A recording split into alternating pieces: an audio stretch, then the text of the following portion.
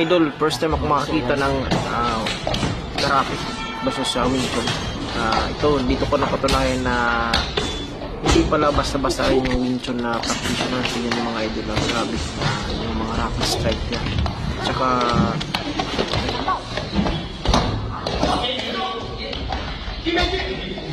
yan mga idol, bilib talaga ako sa Wing Chun practitioner kasi magaling siya. Tingnan nyo naman, hirap na hirap yung karate, patumbayin siya. Tsaka consistent siya sa kanyang mga rapid strike. Grabe, walang gloves yan mga idol, masakit yan talaga.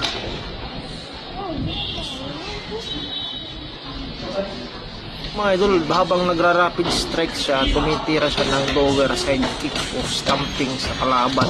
Yun yung nagpapahina sa karate. Kasi yung karate, nakikita ko more on suntok lang, hindi sumisipa. Hindi ko alam kung bakit mga idol. So baka gusto niya talaga yung mapurta yung Wing Chun practitioner. Pero matibay rin tong Wing Chun practitioner mga idol. Grabe, hindi basta-basta. Tsaka tignan nyo naman yung karate doon, natumba talaga siya. Grabe.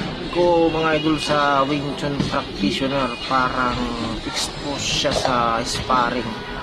Kasi hindi siya natataranta sa mga ginagawa ng kalaban niya. Saka nanneutralize niya yung sitwasyon. Grabe naman.